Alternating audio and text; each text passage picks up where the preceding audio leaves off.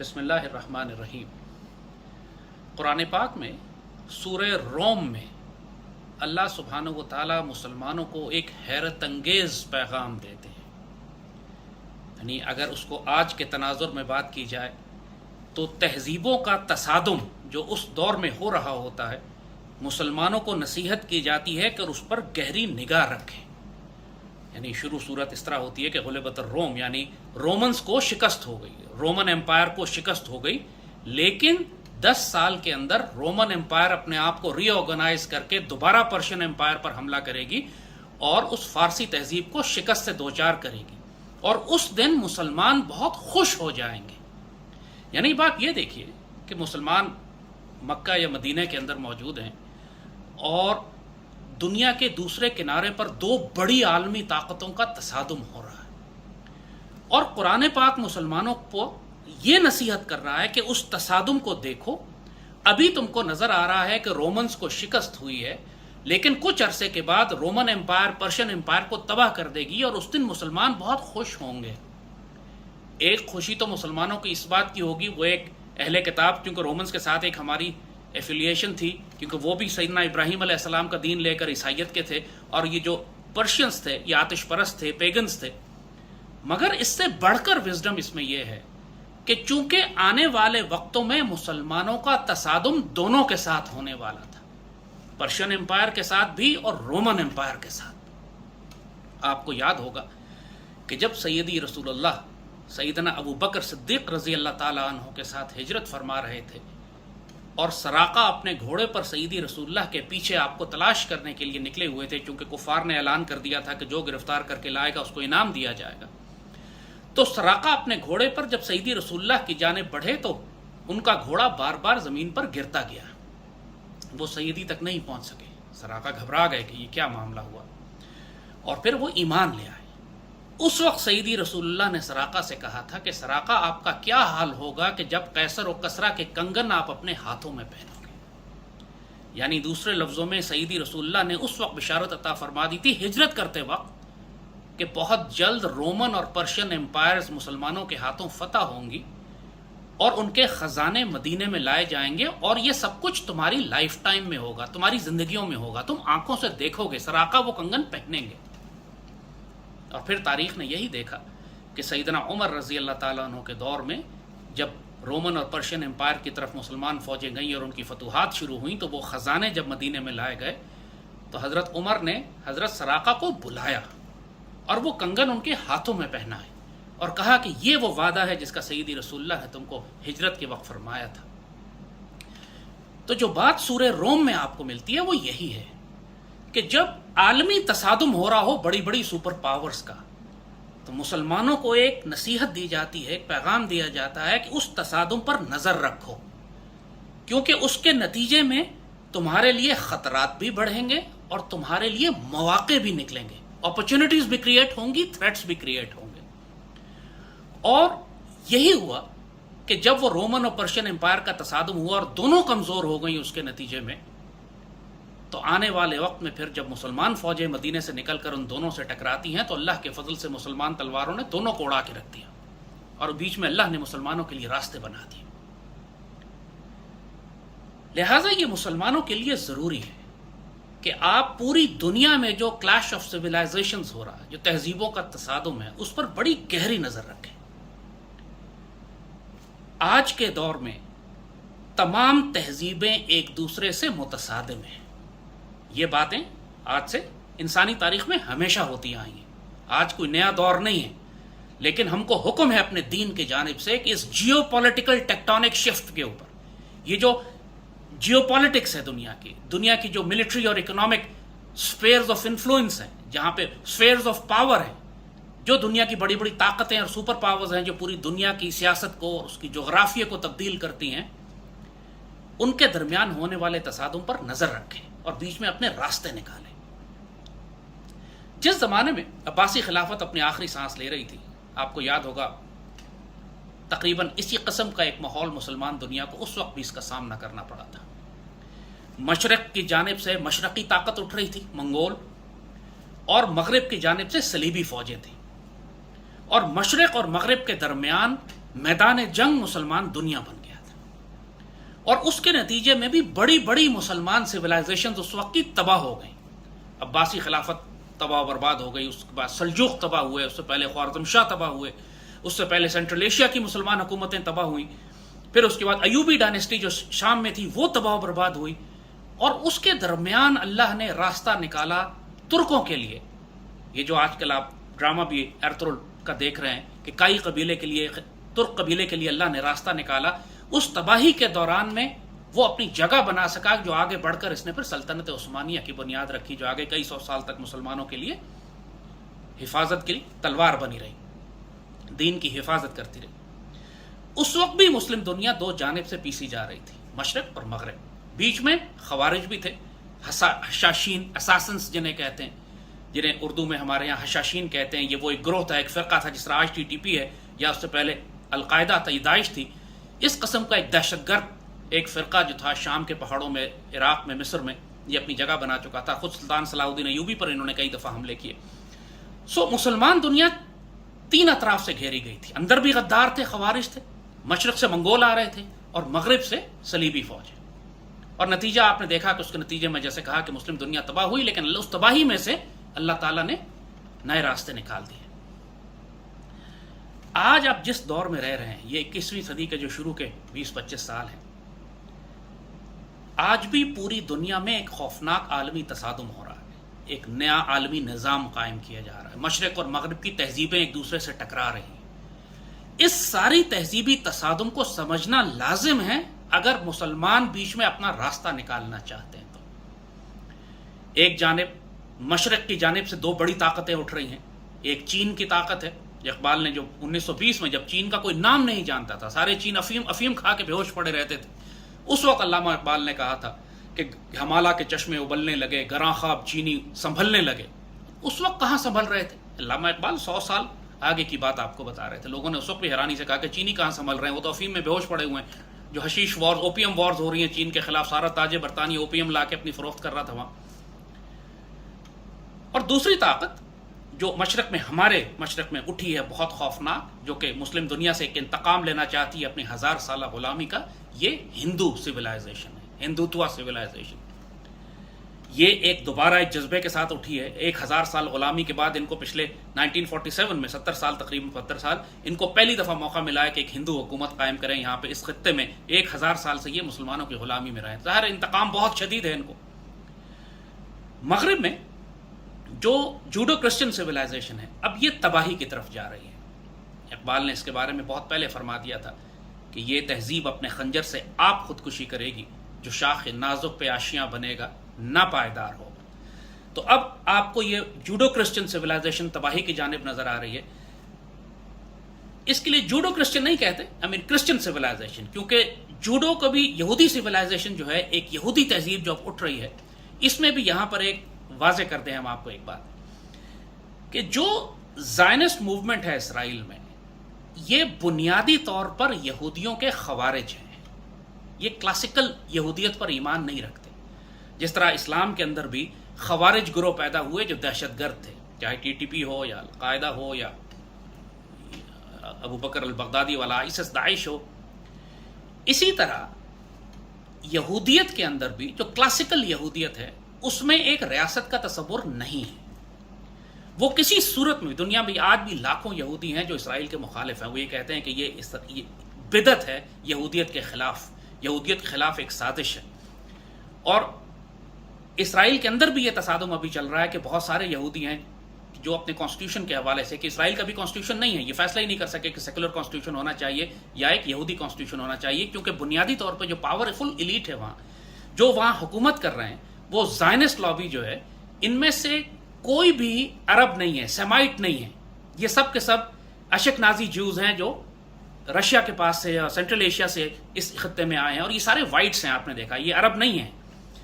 और ये सेकुलर हैं, ये सारे ज़ायनिस्ट हैं, इनका कोई अकीदा मज़हब के साथ नहीं है, मज़हब को इस्तेमाल कर रहे हैं ये, लेकिन बुनियादी तौर पर यहूदियत के ये बिद्दती हैं, यहूदियत के खवारिज हैं। मगर चूंकि नाम ये यहूदियत का लेते हैं, लिहाजा बहरहाल एक यहूदी सिविलाइजेशन को इन्होंने हाईजैक जरूर कर लिया, लिहाजा इनको हम यहूदी तहजीब ही कहेंगे। फिलहाल पूरी दुनिया में जैसे कहा कि आज जो तसादुम हो रहा है उसमें रशिया अपनी जगह पे खड़ा है, वो ऑर्थोडॉक्स क्रिश्चियन सिविलाइजेशन है। यूरोप और अमेरिका अब ये बिल्कुल तबाही की जानिब जा रहा है। यहाँ क्रिश्चियनिटी खत्म हो चुकी है, क्रिश्चियनिटी का सिर्फ नाम रह गया, पोप भी ग्लोबलिस्ट के साथ शामिल हो गया है जाके, और क्रिश्चियन वर्ल्ड के अंदर अब कोई ईसाइयत बाकी नहीं रही, ना कोई रूहानियत है उसमें, ना कोई इनको हिदायत दे सकती है। कुछ लोग हैं जो बेचारे दांतों से पकड़ने की कोशिश कर रहे हैं, लेकिन practically Christian world is finished. अब खास तौर पर जो नया आलमी निज़ाम ये बनाने जा रहे हैं, इसमें यूरोप और अमेरिका ये सब के सब बिल्कुल तबाह बर्बाद कर दी जाएंगे। लेकिन जो असल तसादुम इस वक्त बिल्ड हो रहा है उसको समझने के लिए आपको तकरीबन 120-130 साल पीछे जाना पड़ेगा। हम थोड़ा सा पीछे से लेके आएंगे ताकि आज का तनाजुर आपको समझ सके। माजी का पसमंदर जब तक ना समझें, जब तक आप माजी को नहीं समझेंगे कि ये मूवमेंट जो कुछ आज दुनिया में तसादुम हो रहा है उसका पसमंजर क्या है माजी की तारीख में, फिर आज के मामलात को, वाक़यात को आप समझ नहीं पाएंगे, आज की जियोपॉलिटिक्स आप समझ नहीं पाएंगे। इसराइल एक नई आलमी ताकत के तौर पर अब दुनिया में उभर रहा है, उभर चुका है। जो पूरी दुनिया में सेहूनी या यहूदी हैं वो अब इतने ताकतवर हो चुके हैं कि पूरे नए आलमी निज़ाम को कायम करने, मस्जिद अक़सा को गिराने और अपने मसीहा की आमद के लिए मुकम्मल तैयार हैं। ये वो ऐसा तारीख़ी तसादुम है कि जो बराह रास्त इनको मुसलमानों के खिलाफ खड़ा कर देता है। सईदी रसूलुल्लाह सल्लल्लाहु अलैहि वसल्लम ने अपने अहादीस मुबारक में फरमाया था आज से 1400 साल पहले कि जब आखिरी ज़माने की जंगें होंगी तो ये इसराइल का जो इलाका है, जो फ़लस्तीन का ये इलाका है, यहाँ पर हर यहूदी हर पत्थर पुकारेगा कि मेरे पीछे यहूदी छुपा हुआ है, मुसलमान फ़ौजें यहाँ पर इसको कत्ल करेंगी और आखिर में आके हज़रत मेहदी और हज़रत ईसा, यहाँ पे दज्जाल भी निकलेगा और आखिर में कत्ल किया जाएगा इन्हीं जगहों के ऊपर। तो 1300 साल मुसलमान हैरान हुआ करते थे कि ये कैसे मुमकिन है कि फ़लस्तीन के इलाके में इतने यहूदी आबाद हो जाएं आके कि आखिरी जंग हमारी यहूदियों के साथ हो। ये मुसलमानों को समझ नहीं आता था, लेकिन चूंकि हदीस मुबारक बिल्कुल मुस्तनद थी लिहाजा खामोश हो जाया करते थे। तो आज मुसलमान दुनिया कहाँ खड़ी है? अगर आज आप पाकिस्तान से लेकर तुर्की तक और पूरे मशरक़ वस्ता को दरमियान में लें तो मुसलमान दुनिया मशरक़ वस्ता में तो तबाह की जा चुकी है। मुकम्मल तबाही जो बड़े बड़े मुसलमान मुल्कों में आई है, और उसके बाद जो सियासी अनारकी आपको मुस्लिम दुनिया में OIC कंट्रीज़ में या अरब लीग में मिलती है, इसके बाद इसराइली तहजीब को, यहूदी सिविलाइजेशन को अब मिडल ईस्ट में मुस्लिम दुनिया से कोई ख़तरा नहीं है। मिस्र एक बड़ी ताकत थी लेकिन वो मुकम्मल तौर पर उनके गिरफ्त में है, और बाकी तमाम अरब ममालिक तबाह कर दिए गए। इराक़, शाम बड़े ममालिक थे जो कि ज़्यादा ख़तरा हो सकते थे इसराइल के लिए। और अब सिर्फ 2 बड़े मुसलमान मुल्क रह गए हैं, तुर्की और पाकिस्तान। इंडोनेशिया और मलेशिया जो हैं वो इस इसराइली तहजीब के लिए, उस नए वर्ल्ड ऑर्डर के लिए अभी कोई ख़तरा नहीं है, वो बहुत किनारे पर हैं, और जो कुछ मुस्लिम मेनलैंड में हो रहा है, हार्टलैंड में हो रहा है, उसमें उनका इतना दखल नहीं है। और जहाँ तक मुसलमान तहजीब का ताल्लुक़ है, वो मगरिब की जानिब से एक जूडो क्रिश्चियन सिविलाइजेशन उस पर हमलावर हो रही है, जो तबाहियाँ मिडल ईस्ट में मची हैं, और मशरिक़ से हिंदू सिविलाइजेशन जो है वो मुस्लिम दुनिया को हड़प करने के लिए आगे बढ़ रही है, और सबसे पहला उसकी राह में पाकिस्तान खड़ा हुआ है। ये बात कायदे आज़म ने 1946 में मिस्र जाकर वहाँ की तमाम मुस्लिम दुनिया के सरबराहान और मुफ्ती आज़म फ़लस्तीन भी उसमें शामिल थे, उन सबको एक ही बात ये कही थी कि ये जो हिंदू ज़ायनिज़्म का एक अफरीत है जो उठता चला आ रहा है, ये पूरी मुसलमान दुनिया को हड़प कर लेगा, और अगर इस ख़तरे को आपने वहाँ ना रोका जहाँ उसको रोकना चाहिए तो आने वाले वक्तों में ये पूरी मुस्लिम दुनिया के लिए ख़तरा बन जाएगा। और आज आप देख रहे हैं कि जिस तरीके से जो एक्सेस है इसराइली और इंडियन एक्सेस, और अब ये क्वाड जो इन्होंने बनाया है वो इसराइल, इंडिया और क्रिश्चियन सिविलाइजेशन को मिलाकर इन्होंने इंडो पैसिफिक रीजन में ख़ास तौर पर पाकिस्तान के ख़िलाफ़ जो इन्होंने ये एक नया महाज खड़ा किया है, ये बराह रास्त पाकिस्तान के लिए एक ख़तरा बन चुका है। लेकिन ये सब कुछ क्यों हो रहा है? इसराइल क्यों मिडल ईस्ट को तबाह करना चाह रहा है, और अगले स्टेप उसके क्या होंगे?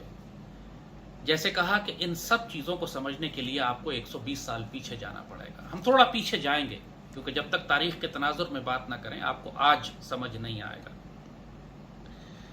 ये पहली जंग अजीम से पहले की बात है, 1905-1906 का तकरीबन वाक़या है। जो ज़ायनिस्ट मूवमेंट का सरबराह था उस वक्त, थियोडोर हर्जल, वो शख्स एक यहूदी, उसके जहन में यह ख्वाब पैदा हुआ कि हम इसराइल की रियासत कायम करेंगे। یہودی پوری دنیا میں بہت طاقتور اس وقت بھی تھے. بینک آف انگلینڈ تاج برطانیہ پوری دنیا پر اس کا پرچم لہراتا تھا، لیکن تاج برطانیہ کے پیچھے ساری طاقت بینک آف انگلینڈ کی تھی جو یہودیوں کے ہاتھ میں تھا، روس چائلڈز کے پاس. یہ پرانا مشہور اس کا جملہ ہے کہ give me the money of an empire and I do not care who makes the laws. کئی سو سال سے جو روس چائلڈ فیملی تھی اور بڑے بڑے یہودی خاندان تھے جو بینکار تھے، بینکرز تھے، وہ پوری دنیا کے معاشی نظام پر قبضہ کر چکے تھے، خاص طور پر تاج برطانیہ اور پھر امریکہ کے. تو تھیوڈور ہرزل زائنسٹ موومنٹ، جس کے اندر تمام بڑے بڑے یہودی شامل تھے، ان کی نمائندگی کرتا ہوا سلطان عبدالحمید کے پاس ترکی میں پہنچا. سلطان عبدالحمید کو یہودیوں نے اس وقت کے لحاظ سے بہت خطیر رقم آفر کی، پیش کی کہ ہم آپ کو یہ رقم دیتے ہیں، آپ فلسطین کا علاقہ ہمیں دے دیجیے. سلطان عبدالحمید ایک غیرت مند مسلمان حکمران تھے. آپ نے جلال میں آ کے اس کو انکار کر دیا اور رد کیا اور ان کو رسوا کر کے دربار سے نکالا اور یہ کہا کہ جو مرضی تم قیمت دے دو، یہ مسلمانوں کی امانت ہے، فلسطین کا علاقہ میں تمہارے حوالے نہیں کر سکتا. یہ ملاقات جب پہلی دفعہ یہ ڈیلیگیشن آیا تھا سلطان عبدالحمید سے ملنے کے لیے، اس کی ویڈیو بھی اویلیبل ہے. 1906 کی ایک پرانی فلم اویلیبل ہے، آپ کہیں آرکائیو میں تلاش کریں تو آپ کو مل بھی جائے گی. سلطان نے شروع میں تو بڑی عزت کی کیونکہ یہودیوں بستے تھے، خلافت عثمانیہ میں یہودی بسا کرتے تھے، لیکن جب ان کی اصل نیت کا پتہ لگا، سلطان نے جلال میں ان کو نکال دیا اور وہیں سے ان کی خلافت عثمانیہ سے، ان یہودیوں کی خلافت عثمانیہ سے دشمنی شروع ہو گئی. ایک جانب یہ امریکہ پر قبضہ تقریباً اپنا مکمل کر چکے تھے. 1914 میں انہوں نے فیڈرل ریزرو بینک بنایا، یعنی پوری امریکی حکومت ان کے تابع آ گئی اس کے بعد. اور اس پر ہم اکنامک ٹیررزم کے پروگرام میں تفصیلی کر چکے ہیں، جو ہماری اکنامک ٹیررزم کی سیریز ہے کہ کس طرح فیڈرل ریزرو بینک کے ذریعے انہوں نے امریکن اکانومی پر قبضہ کیا، امریکن گورنمنٹ پر قبضہ کیا، اور کس طرح امریکن حکومت سے یہ اختیار لے لیا کہ وہ اپنے کرنسی نوٹ چھاپ سکے. کرنسی نوٹ فیڈرل ریزرو چھاپتا ہے اور قرضے پہ امریکن حکومت کو دیتا ہے، اور وہ سارا قرضہ امریکی قوم پہ چڑھتا ہے. یہ اتنا بڑا ایک تاریخی اکنامک فراڈ کیا گیا، اتنی بڑی فائنینشیل دہشت گردی کی گئی کہ اب امریکہ پہ اتنا قرضہ چڑھ چکا ہے 28-30 ٹریلین ڈالر کے، وہ ادا کر ہی نہیں سکتے ہیں. اب پورا امریکہ جو ہے وہ تباہی کے قریب آ چکا ہے. تو ایک جانب تو انہوں نے، ان یہودیوں نے فیڈرل ریزرو بنا کر دنیا کی اس وقت کی جو سب سے بڑی طاقت تھی امریکہ، اس پر قبضہ کیا، اور دوسری جانب انہوں نے پہلی جنگ عظیم برپا کروائی. پہلی جنگ عظیم کے نتیجے میں انہوں نے پوری دنیا کی نقشہ اور سیاست تبدیل کر دی. جو بڑی بڑی اس وقت کی امپائرز تھیں ان کو بالکل تباہ و برباد کر دیا. سب سے بڑھ کر خلافت عثمانیہ کو تباہ کیا. خلافت عثمانیہ کو تباہ کر کے انہوں نے پوری مسلم دنیا کو اس طرح تقسیم کیا کہ ان مغربی طاقتوں نے کاغذ کا ٹکڑا زمین پر رکھ کر اس پر نقشے لگائے، لکیریں کھینچی کہ اب یہ عراق بنے گا، یہ شام بنے گا، یہ سعودی عرب کا حصہ ہے، مسلمان دنیا کو یہ جارڈن ہوگا، یہ یمن ہوگا. باقاعدہ انہوں نے ٹیشو پیپر کے اوپر مسلم دنیا کو تقسیم کیا. اس وقت جو شریف مکہ تھا، جو عرب تھے، یہاں پہ عرب قبائل کی بغاوت کروائی، عرب ریولٹ کروائی، جس کو اقبال نے بڑی تکلیف سے جس پر کہا کہ ہاشمی بیچ رہا ہے آبرو دین مصطفیٰ، خاک و خون میں لٹ رہا ہے ترکمان سخت کوش. ترکوں کے خلاف بغاوت کروائی گئی عربوں کی. پھر یہ سعودی عرب کا سارا علاقہ جو تھا یہ آل سعود کو دیا گیا. جارڈن کا علاقہ جو تھا وہ شریف مکہ کے دو بیٹوں، ایک بیٹے کو جارڈن، ایک بیٹے کو عراق دیا گیا. تو یہ ساری فیملیز جو وہاں بٹھائی گئی تھیں وہ ساری برٹش انٹیلیجنس کی بٹھائی ہوئی تھی. یہ ایک تباہی پوری خلافت عثمانیہ میں انہوں نے برپا کی. دوسرا، یورپ میں انہوں نے ایسٹرو ہنگیرین امپائر تباہ کی، اس کو ختم کر دیا. بالکل نیا یورپ، جو ماڈرن یورپ بنا، وہ اس کی شکل نکالی. اور پھر رشیا میں انہوں نے زار کی جو حکومت تھی، جو کہ ایک زار کی امپائر تھی، اس کو تباہ برباد کر کے وہاں بولشوک کمیونسٹ ریولوشن لے کر آئے، اور سارے بولشوک بھی یہودی تھے. یہ ڈاکومنٹڈ بات ہے. It was a communist revolution کہنے کو آئیڈیولوجیکلی، لیکن actually it was an ideologically Jewish revolution. وہ سارے یہودی تھے، اور وہ بھی اشکنازی یہودی تھے، جس کو کہا کہ وہی یہودی اشکنازی جو ہیں جو اب اسرائیل پر حکومت کر رہے ہیں. ان ساروں نے ایک رشیا کے اوپر قائم کر کے ایک پاور بلاک بنا دیا ہے، کمیونسٹ بلاک ایک طرف، کیپٹلسٹ بلاک ایک طرف، اور پوری دنیا کو انہوں نے اپنے بلاکس میں تقسیم کیا. پہلی جنگ عظیم جیسے ہی ختم ہوئی، یہ امپورٹنٹ نوٹ کرنے والی بات ہے کہ تاج برطانیہ نے ایک خط لکھا لارڈ روسچائلڈ کو. ایک یہودی بینکر ہے لارڈ روسچائلڈ، اس کو ایک خط لکھا جاتا ہے تاج برطانیہ کی جانب سے، جس کو مشہور بیلفور ڈیکلیریشن کہتے ہیں. لارڈ بیلفور تھا، اس نے خط لکھا تھا اور اس نے روسچائلڈ سے یہ کہا کہ تاج برطانیہ نے فیصلہ کر لیا ہے کہ ریاست اسرائیل قائم کی جائے گی اور فلسطین کا علاقہ آپ کو دے دیا جائے گا. یعنی کمال کی بات ہے جو مقصد تھا ان کا پہلی جنگ عظیم برپا کرنے کا، وہ فوراً ہی پہلی جنگ عظیم ختم ہوتے ہی، خلافت عثمانیہ کے ٹوٹتے ہی انہوں نے ظاہر کر دیا، باقاعدہ ایک خط لکھ کے، اور وہ خط روسچائلڈز کو لکھا گیا، کیونکہ پوری دنیا کے یہودیوں کا سربراہ روسچائلڈ تھا، وہ بڑا بینکر جو جس کو کہا کہ پوری دنیا کا فائنینشیل سسٹم آج بھی یہ لوگ کنٹرول کرتے ہیں۔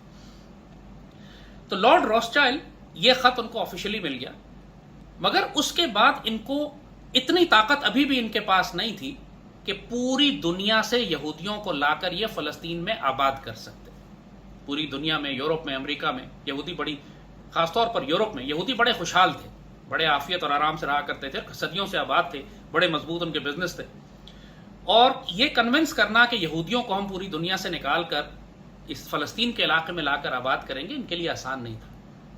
اس کے لیے ان کو ایک اور جنگ عظیم کی ضرورت تھی جس میں یورپ کو تباہ کیا جائے، لہٰذا وہ سیکنڈ ورلڈ وار کرائی جاتی، اور سیکنڈ ورلڈ وار میں پھر وہ 60 لاکھ یہودیوں کے مرنے کا ڈرامہ، یہ طوفان، تھوڑے بہت یہودی مروائے بھی، باقی مبالغہ آرائی، اس پر پابندی لگا دی، کوئی تحقیق نہیں کرنی اس بات کے اوپر، کسی کو پتہ نہ چلے کہ اصل حقیقت کیا ہے، ایک ٹوٹل فراڈ۔ مگر اس کے نتیجے میں یہ ہوا، جب یورپ کو انہوں نے تباہ کیا، پورا یورپ آپ دیکھیں گے کس طرح تباہ و برباد کیا کہ وہاں اب کسی انسان کے رہنے کی جگہ نہیں بچی، اور اس وقت انہوں نے یہ جواز بنایا پوری دنیا میں کہ چونکہ یہودیوں پر بڑا ظلم ہوا ہے یورپ میں، 60 لاکھ مارے گئے ہیں، لہٰذا اب عالمی طاقتیں مل کر یہودیوں کو فلسطین میں لا کر آباد کریں۔ ایک گیم پلان دیکھیں آپ، پہلی جنگ عظیم برپا کی گئی خلافت عثمانیہ کو توڑ کر جگہ صاف کرنے کے لیے، دوسری جنگ عظیم برپا کی گئی یہودیوں کو دنیا سے جمع کر کے اور دنیا کی طاقتوں کو مجبور کرنے کے لیے کہ سارے یہودیوں کو اٹھا کر آپ اسرائیل میں آباد کرنے کا خرچہ بھی دیں۔ مگر دوسری جنگ عظیم کے نتیجے میں اللہ تعالیٰ نے ایک کرم یہ فرما دیا کہ تاج برطانیہ اس قدر کمزور ہو گئی کہ وہ ہندوستان پر اپنا قبضہ برقرار رکھنے کے قابل نہ رہی، اس کی فوجیں جنگوں میں اتنی تباہ ہوئی، نتیجتاً جب ہندوستان کے اندر انڈین آرمی نے بغاوت کی، 1946 میں ایک بڑی انڈین نیوی میں میوٹنی ہوئی، اور اس کے بعد جگہ جگہ فوج میں بغاوتیں شروع ہو گئیں، اور سبھاش چندر بوس کی جو آرمی، جو انہوں نے انڈین نیشنل آرمی بنائی تھی، اس کا انفلوئنس انڈین آرمی میں اتنا زیادہ آ گیا کہ انگریزوں کے خلاف ایک کھلم کھلا بغاوتیں شروع ہو گئیں، اور ساتھ ساتھ یہ وہ وقت تھا کہ جب اللہ تعالیٰ نے قائد اعظم جیسی ہستی، علامہ اقبال جیسی ہستی، تحریک پاکستان 1940 میں یہ موومنٹ، اور سب کچھ، ساری اسٹریٹجک پلاننگ اللہ تعالیٰ ساتھ ساتھ کر رہا تھا۔ تو عین اسی وقت کہ جب اللہ تعالیٰ نے پاکستان کا قیام وجود میں لایا، اس کے کچھ عرصے کے بعد وہ زہر پیدا ہوا جس کا تریاق اللہ نے پاکستان کو بنایا تھا۔ اسرائیل کی ریاست پاکستان بننے کے 1-2 سال کے بعد، 48 میں وہ بنے، 47 میں ہم بنے، اور اس کے بعد اسرائیلیوں نے آہستہ آہستہ قتل عام کر کے جگہ پہ قبضہ کرنا شروع کیا۔ اسرائیل دنیا کی واحد سو کالڈ ریاست ہے جس کا کوئی نقشہ ڈیفائنڈ نہیں ہے ابھی بھی، وہ ان کے جھنڈے پہ ضرور بنا ہوا ہے کہ دریائے فرات سے لے کے دریائے نیل تک 2 نیلی لکیریں جو آپ دیکھتے ہیں، وہ اس پورے علاقے پر ہم نے اپنی ریاست قائم کرنی، لیکن ویسے آفیشلی ان کا کوئی نقشہ نہیں ہے، کیونکہ وہ قبضے کی زمین ہے سارا، یہ سارا مافیا گروپ ہے جو زمینوں پہ فلسطینیوں کے قبضہ کر کے پھیل رہا ہے۔ تو اللہ تعالیٰ نے 47 میں پاکستان کو بنایا، 48 میں اسرائیل کا وجود ان یہودیوں نے، جس کو اس وقت ہمارے بزرگوں نے، فاؤنڈنگ فادرز نے، قائد اعظم نے اس کو dagger in the heart of the Muslims کہا، علامہ اقبال نے کہا it's western outpost at the gates of at the east. یہ ہمارے بزرگ اس خطرے کو سمجھتے تھے کہ اسرائیل کی ریاست اگر ایک دفعہ قائم ہو گئی اور ادھر ہندوتوا ریاست ہوئی تو دونوں کے درمیان یہ مسلم دنیا کو بالکل کچل کے رکھ دیں گے، اور آج ایگزیکٹلی یہی آپ اپنی آنکھوں کے سامنے دیکھ رہے ہیں۔ سیکنڈ ورلڈ وار کے بعد جب سے اسرائیلی ریاست قائم ہوئی، انہوں نے امریکہ کی طاقت کو استعمال کیا پوری مسلم دنیا میں تباہی مچانے کے لیے، اور وہ آپ آج بھی دیکھ رہے ہیں کہ چاہے عراق ہو، چاہے افغانستان ہو، چاہے وار آن ٹیرر کے نام پہ انہوں نے پوری امریکن پاور کو استعمال کیا، کرسچن ورلڈ کو استعمال کیا، نیٹو کی فورسز کو استعمال کیا مسلم دنیا میں تباہی مچانے کے لیے۔ کمال کا ذہن، فتنہ گر ذہن ہے ان یہودیوں کا کہ انہوں نے عیسائی دنیا کو استعمال کیا مسلم دنیا کو تباہ کروانے کے لیے، اور ہندوؤں کے ساتھ اتحاد کیا پاکستان کو تباہ کرنے کے لیے۔ اب تاریخ کے ایسے موقع پر ہم داخل ہو چکے ہیں کہ جب کانفیڈنس ہو گیا اب اسرائیلیوں کو، یہودیوں کو، کہ اب ہم براہ راست پوری دنیا پر حکومت کر سکتے ہیں، مگر پھر بھی ان کو کسی مضبوط بازو کی ضرورت تھی، اور اس کے لیے انہوں نے چائنا پہ انویسٹ کیا۔ یہ عجیب سی بات لگے گی بہت سارے پاکستانیوں کو، چین ہمارا دوست ہے، چین ہمارا اتحادی ضرور ہے، ہمارا دوست نہیں ہے، نہ ہمارا بھائی ہے، ہمارا اتحادی ہے، ہمارے اس کے ساتھ اسٹریٹجک ریلیشن شپس ہیں، ہمارا سگا بھائی نہیں ہے وہ، نہ وہ ہمارا ایمان شیئر کرتا ہے نہ ہمارا خون شیئر کرتا ہے، وہ اپنے انٹرسٹ کو دیکھے گا۔ اور اسرائیلیوں نے بہت بڑی انویسٹمنٹ کی ہے چین کے ساتھ، اور چین کا جو ماڈل اس وقت ڈکٹیٹوریل ماڈل جو ہے پوری دنیا میں سپر سرویلنس کا، ہائی ٹیکنالوجی کا، وہ ماڈل اسرائیلی چین کو استعمال کرتے ہوئے پوری دنیا میں نافذ کرنا چاہتے ہیں۔ پہلے یہ تاج برطانیہ سے چپک گئے تھے جا کے، اس کا خون چوستے رہے، پھر امریکی امپائر کے ساتھ انہوں نے اس کا خون چوسا اور اس کو استعمال کیا پوری دنیا کو تباہ کرنے کے لیے۔ اب یہ چین کے ساتھ اپنے آپ کو منسلک کر چکے، مگر اس سے پہلے ان کو مسلم دنیا کے اندر کچھ اور تباہی کرنی ہے۔ انہوں نے جو مڈل ایسٹ میں جو تباہیاں کی ہیں اس کا مقصد یہی تھا کہ جو ملٹری تھریٹ ہے اسرائیل کو وہ ختم ہو جائے۔ وہ ختم ہو چکا، اب ڈی پاپولیٹ کیا جا رہا ہے مڈل ایسٹ کو، جو ہجرت کر کے لاکھوں مہاجر نکالے جا رہے ہیں عراق سے اور شام سے اور مسلمان ملکوں سے۔ اور اب جو تیسری ویو آئی ہے، یہ جو بایولوجیکل وارفیئر ہے، جو ٹیکے لگا کے مسلم دنیا کو ختم کیا جائے گا، اور چوتھی ویو بالآخر ایک فائنل جنگ کی بھی ہوگی جس کو ملحمۃ الکبریٰ کہا گیا۔ تو اس وقت جہاں ہم کھڑے ہوئے ہیں وہ دور ایسے مقام پر آ چکا ہے کہ مسلم دنیا کا جو مشرقی دروازہ ہے اس کی حفاظت پاکستان کر رہا، اور جو مغربی دروازہ ہے اس کی حفاظت ترکی کے پاس ہے۔ بیچ میں مسلم دنیا تقریباً ختم ہو چکی ہے، اور اس تہذیبی تصادم میں پاکستان کو یہ ٹکرائیں گے براہ راست بھارت کے ساتھ، اور بھارت کی پشت پناہی پر اسرائیل، امریکہ اور بچی کچی جو یورپ کی طاقتیں ہیں وہ کھڑی ہوں گی۔ اور اس تصادم کے نتیجے میں اللہ نہ کرے پاکستان کو اگر چوٹ لگتی ہے تو پھر اسرائیل کے لیے آنے والے وقت کے لیے بالکل رستہ صاف ہو جائے گا کہ مسلم دنیا میں کوئی اور ایٹمی طاقت باقی نہیں بچے گی جو اسرائیل کو روک سکے۔ یہ جو تجزیہ ہم آپ کے سامنے کر رہے ہیں اس کو علامہ اقبال آج سے 100 سال پہلے بہت واضح انداز میں بتا چکے ہیں۔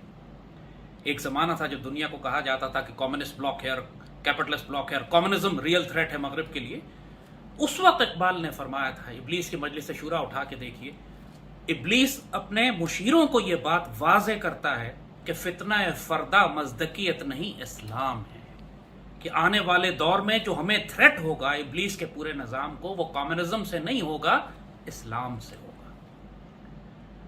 اور اسلام قائد اعظم کے الفاظ میں پاکستان از اے بلوارک آف اسلام، ہم اسلام کا قلعہ ہے۔ ڈیوڈ بن گورین نے 1948 میں اپنی قوم کو نصیحت کی تھی کہ ہمیں اب عربوں سے خطرہ نہیں ہے، ہمیں عربوں کے دوستوں سے خطرہ ہے، یعنی اشارہ ان کا پاکستان کی جانب تھا۔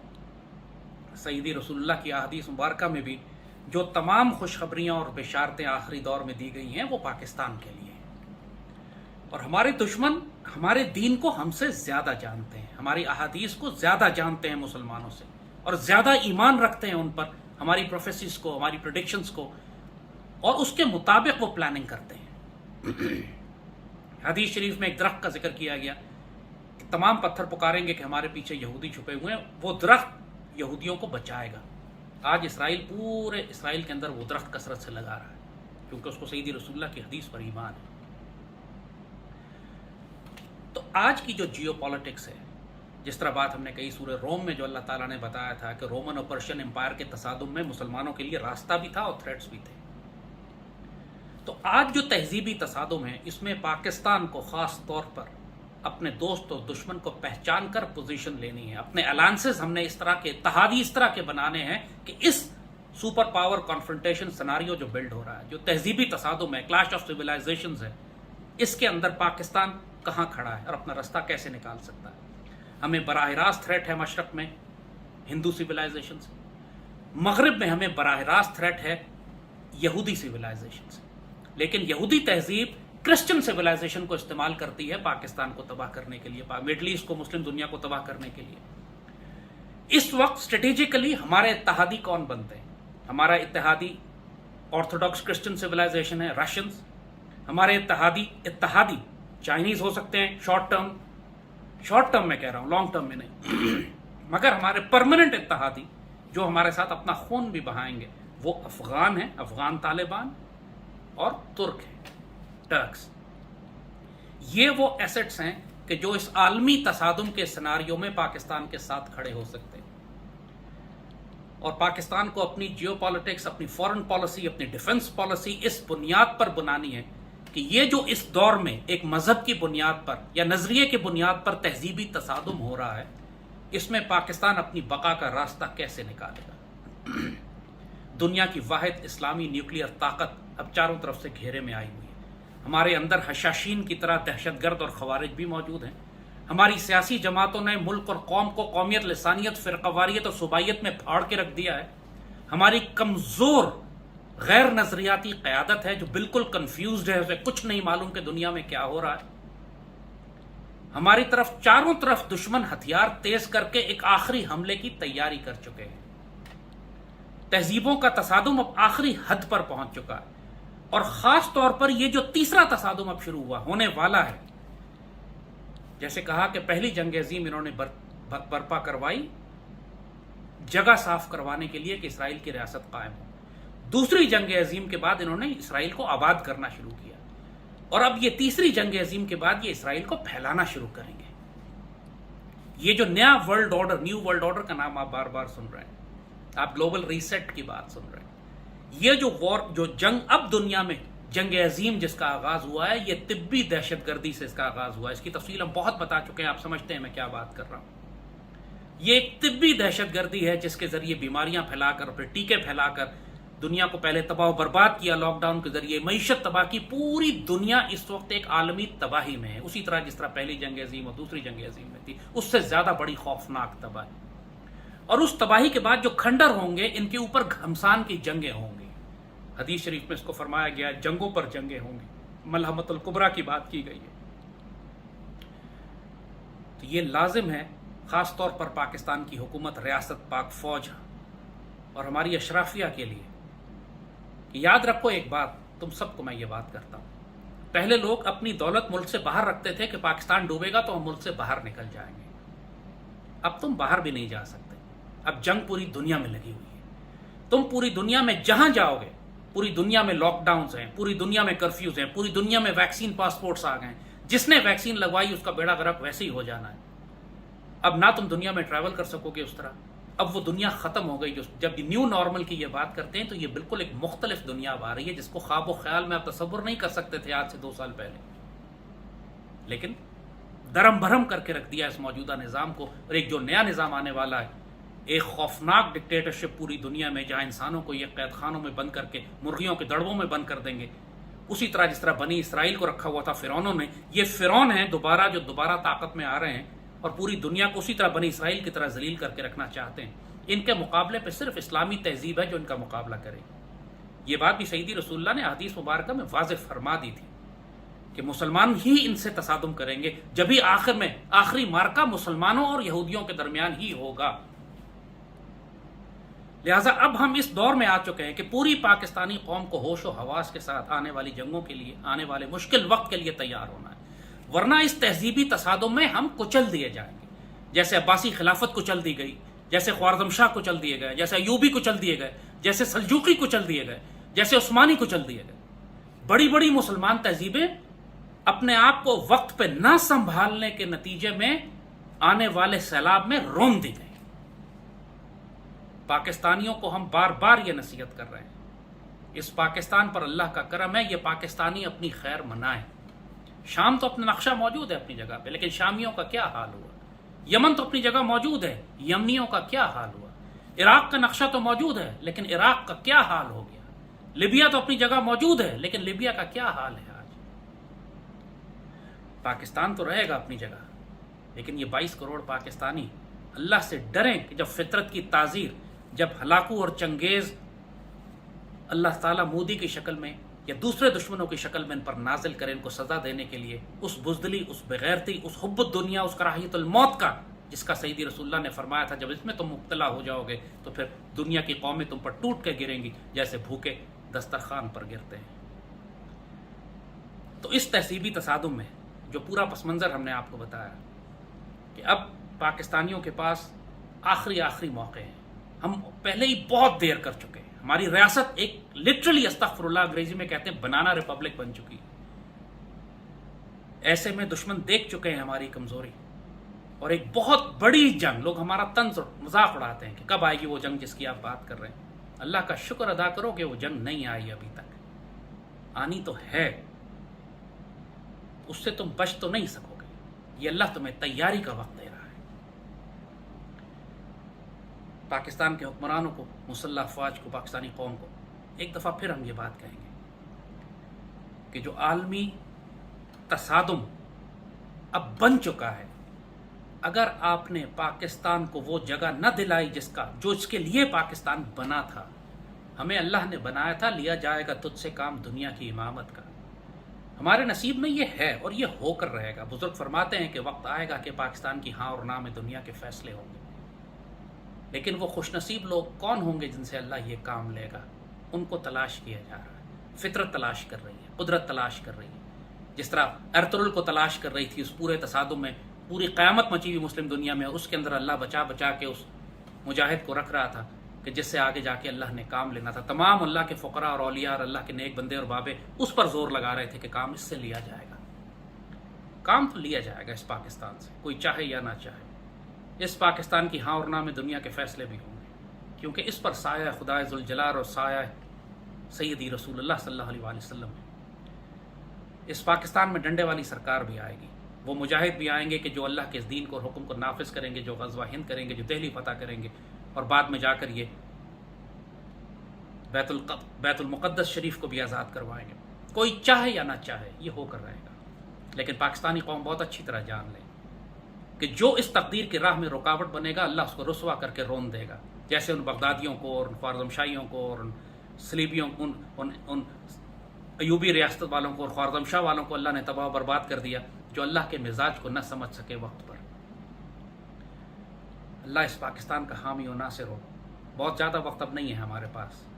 آنکھوں سے بھی نظر آ رہا ہے کہ پوری دنیا میں جو عالمی تصادم ہونے جا رہے ہیں، اس کے اندر ایک فیصلہ کن جنگ پوری دنیا میں مسلط ہو چکی ہے، اور اس کا عسکری بازو، ایک عسکری ملٹری کلیش اس کا. فی الحال تو بایو میڈیکل ٹیررزم ہے، اس وقت تو طبی دہشت گردی، معیشت تباہ کی جا رہی ہے، اکنامک ٹیررزم ہے. لیکن بالآخر ان سب کے نتیجے میں یہ ایک خوفناک فیصلہ کن عسکری جنگ کی طرف بھی بات جا رہی ہے. پاکستانی قوم اس کی تیاری کرے. یہ تمہارا نصیب ہے، اللہ نے تمہیں عزت دی ہوئی ہے، اس عزت کو انکار نہ کرو ورنہ بڑے رسوا کیے جاؤ گے. زندگی اور موت اللہ کے ہاتھ میں. حب الدنیا و کراہیت الموت میں مبتلا ہو کر رسوائی قبول نہ کر لینا. اللہ نے مومن کے لیے صرف دو راستے رکھے ہیں، سعادت کی زندگی ہے یا شہادت کی موت ہے. یا وہ غازی ہوگا یا وہ شہید ہوگا. اللہ ہم کو سیدی رسول اللہ صلی اللہ علیہ وآلہ وسلم کی امت کا محافظ بنائے، غزوہ ہند میں شریک کرے. اگر ہمیں شہید کرتا ہے تو غزوہ ہند کے شہداء میں شامل فرمائے، ورنہ ہمارے ہاتھوں اللہ اس کے رسول کے دشمنوں کو رسوا کروائے. یہ نصیب پاکستانی قوم اور پاک فوج کا ہے. جتنا جلدی وہ اس کو قبول کر لیں گے اتنی ہی خیر ہوگی. اللہ پاکستان کا حامی و ناصر و مالک ہو.